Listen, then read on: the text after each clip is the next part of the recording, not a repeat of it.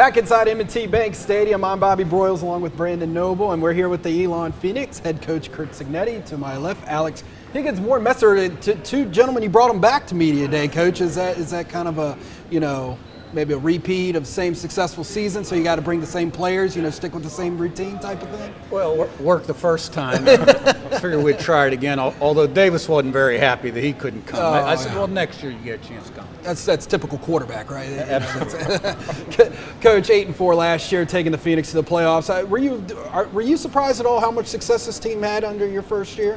Well, not really.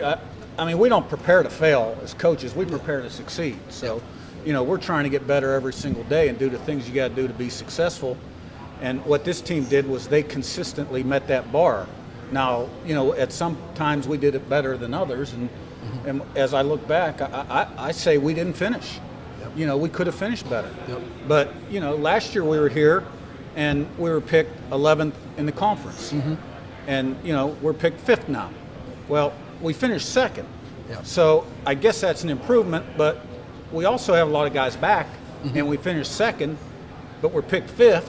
So I guess there's a certain degree of disrespect, but, respect has to be earned anyhow. Yep. Now, on the flip side, we did get one first place vote, which last year probably 99.9% of the people wouldn't think that was possible. Yep. But, we firmly believe that if you believe it, you can achieve it. There you go. So, last year was a start. Talk a little bit about, what you're doing now. Taste the success for the university in general. Like, that was the best year of Elon football. Right. Right. And how do you take the next step? How do you keep it going, the consistency? Yeah. Well, I've been told it was the best admissions class in the university history. And, when football wins, a lot of times that happens. Yes. And so are we happy, with what we did last year, which is in the past and has no effect on what's going to happen now or in the future? No. To me, the lessons to be learned is why didn't we finish better? And I think what this team has to do is be humble and hungry. And are we willing to pay the price and willing to invest? And how are we going to respond to adversity? And because, there's 150 teams in the country all trying to do the same thing. And that's what's great about football. It's the ultimate competition. And, all these games go down to the last play or two anyhow. Mm-hmm. So the margin for victory is very slim. Yep. And developing those intangibles in fall camp becomes, very important. And to me, that's why we're all in the game. We're great competitors and we love that. It's the challenge every day to become the most you can be on a consistent basis, day in, day out. Alex, this offense greatly improved in 2017, finished 4th in total offense in the CAA. What worked so well for this unit last year? You had a freshman quarterback. You had excuses out there not to be good, but you guys definitely did a great job of finishing in the upper half of the league. Yeah, guys just bought in. We stuck to the plan. Coach Sig, Coach Fulmer, they gave us the plan, and guys just bought in. And that's from the start. We have an experienced offensive line, which helped Davis back there, and then we got a stable running backs who do a great job, wide receivers who block really well, and they do a great job. So everyone's doing their job, fast, physical, and relentless, and that's what gets the job done. Warren, talk a little bit about the defense. Look, the offense last year, I love that style of football, right? Grind it out, play great defense. Talk about how important it is for you guys coming back this year to raise the bar a little bit and play a little bit better so that you finish a little bit better than you did last year. Well, like Coach, we preach on doing your job and you're 11th.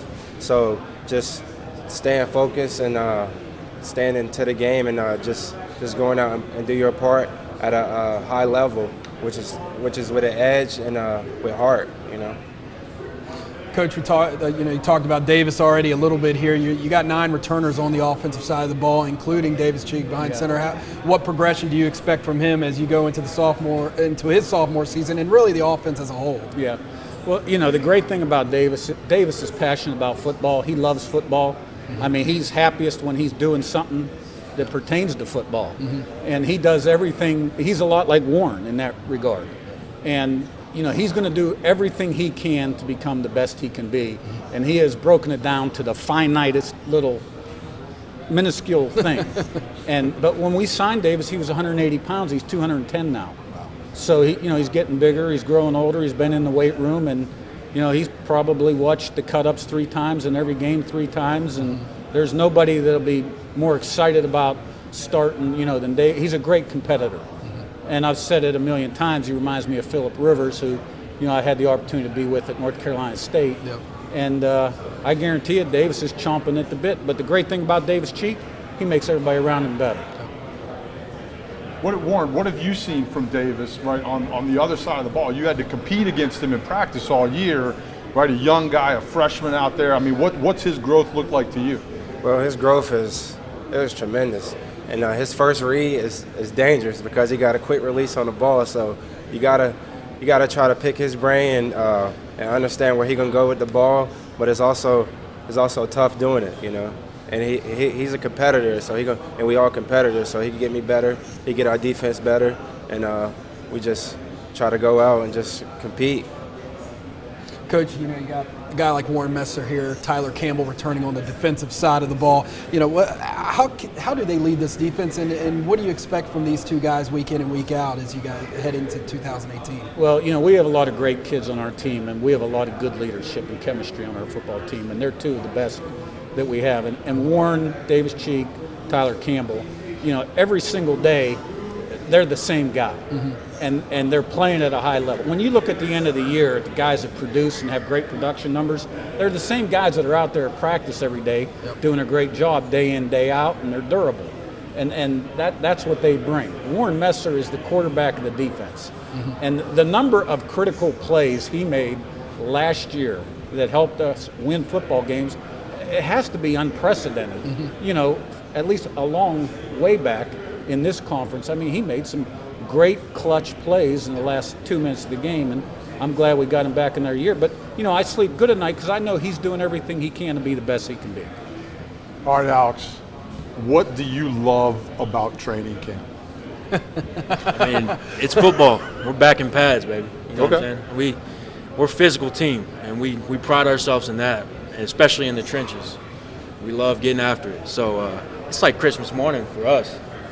We're back in pads, and we're getting ready to hit for a month, and then September 1st we get to roll down to Florida and hit some guys not in our color uniform. So we're just excited and ready for this opportunity. I was going to say, we're going to have to watch out over here. We have a defensive tackle, offensive lineman sitting next to each other talking about trenches. I'm old, man. I'm old. I got no reps left. I'm done. Let's go. I'm done. I don't even have one. Coach, talking about what Alex was saying, you guys are a really physical football team, and I really, like I said, I enjoyed watching that style of football. But with the way that camp is run now, and how it's changed, how do you instill that physicality but not have you don't have the actual old school grind that we used to have? No question. Well, I think it's important that you're a physical football team. You believe you're a physical football team, and you put it on tape. And we practice fast, physical, and relentless, but they're short. And really, the NCAA cutting down on the number of practices has not affected me, because even though when we're on the field, we're going fast. But now we may only be on the field for 2 hours. And once we're in season, less than that. And I've never used all 15 practices in the spring. I've never used all 29 practices in fall camp. I believe in rest and recovery. But I also believe when you're on the field, you're getting after it. And, so that part hasn't changed. And, we'll have to earn that. And we will have to become that through training camp, but that's what camp is for. Coach, you coached in some great leagues. Obviously, the SEC, well noted that you were down there at Alabama. What was your impression of CA football after going through the first year? Of what? Of CA football, yes. I think everybody's chasing James Madison. I think the gap between them and everybody else is fairly significant.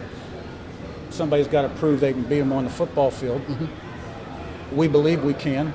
We've got to prove that we can. And I think the difference between number 2 and number 12 is pretty minuscule, pretty small. I think it's a very balanced conference. You got to be ready to go every week. Warren, talk a little bit about the Coach Cignetti comes in, and what's it been like to be a part of that transition and then to have the success that you guys had last year? Well, it was an awesome transition with having a new coaching staff, and he brought in the culture and the Alabama blueprint, and just living up to his expectations and just trying to compete every day and be better men on and off the field, because that's what it's about. Alex, you open up at South Florida, you know, an FBS team playing at NFL Stadium. You know, how excited is this team, ready to not just get the season started, but get to open with an opponent like that in week 1? I mean, it's exciting, but we don't really care who we're playing against. It could be the Patriots. We're just going out. We're preparing right now. We've already started. We got training camp starting the 2nd, and, you know, we're going to prepare that amount of time. But, you know, they've lost a couple guys, a couple D linemen, their leading tackler and linebacker. So, you know, we're excited. You know, it's just a great opportunity for us to go showcase our talents to the world. Well, Coach, I think we can feel the intensity of the season coming out of you guys up on this stage today. Alex is creeping closer and closer into me here. I'm a little nervous. Well, thank you guys so much for joining us. Stay healthy, gentlemen, and good luck this season. We look forward to seeing the Elon Phoenix here in 2018. Thank you. Yes, sir.